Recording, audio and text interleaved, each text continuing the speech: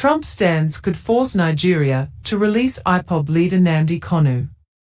As of December 2025, U.S. President Donald Trump has taken a firm position on the persecution of Christians in Nigeria, declaring the country a country of particular concern for religious freedom violations, and even threatening potential military action if the violence against Christians continues. While Trump has not directly commented on the life imprisonment sentence handed to Nnamdi Kanu, leader of the indigenous people of Biafra Ipob, on November 20, 2025, his strong rhetoric on protecting Nigeria's Christian population aligns closely with the grievances Kanu has long championed. Kanu's detention and conviction represent a grave injustice, and his release could be a pivotal step toward addressing the broader issues of marginalization, human rights abuses, and ethnic tensions that Trump has highlighted. President Trump has repeatedly described Christianity as facing an existential threat in Nigeria, attributing much of the violence to radical Islamist groups and criticizing the Nigerian government for failing to protect its citizens.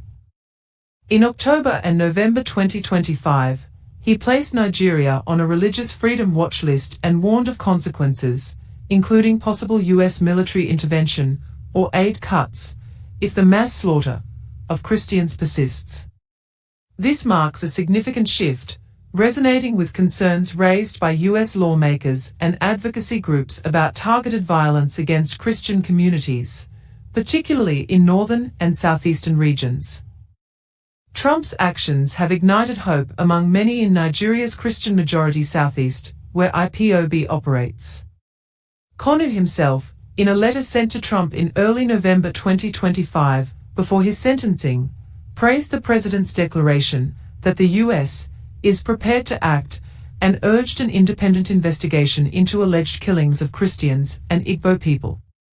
Framing his own imprisonment as part of a pattern of suppressing Judeo-Christian voices, Kanu positioned his struggle as intertwined with the broader fight against religious and ethnic persecution issues now at the forefront of Trump's Nigeria policy. Nnamdi Kanu's life sentence on terrorism charges stems from a deeply flawed process. His 2021 extraordinary rendition from Kenya violated international law, as acknowledged by courts and human rights observers. The trial relied on repealed statutes, ignored prior appellate rulings in his favor, and was marred by accusations of political motivation aimed at silencing calls for self-determination. Legal experts have called the conviction a travesty, pointing to procedural errors, judicial overreach, and a failure to prove direct links to violence. Ipob has consistently maintained its commitment to non-violence, advocating for a peaceful referendum on Biafran independence to address decades of Igbo marginalization. Kanu's broadcasts, often critical of the government, were exercises in free speech, yet they were twisted into evidence of incitement.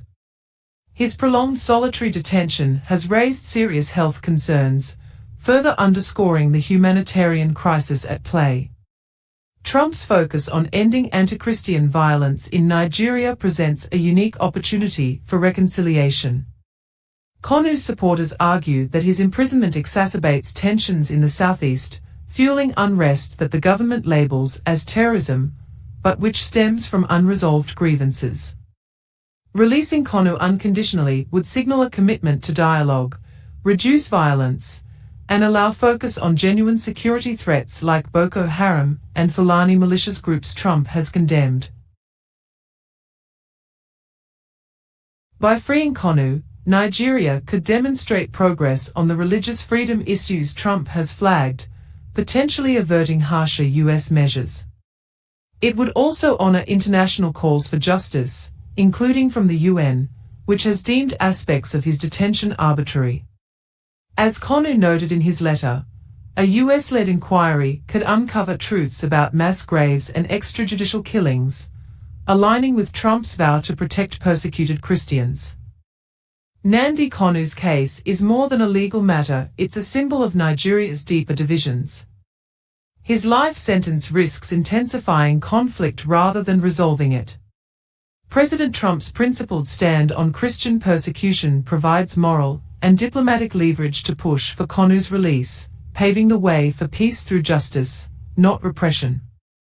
The international community, including the US under Trump, should urge Nigeria to free Kanu, support a referendum on self-determination, and address root causes of unrest.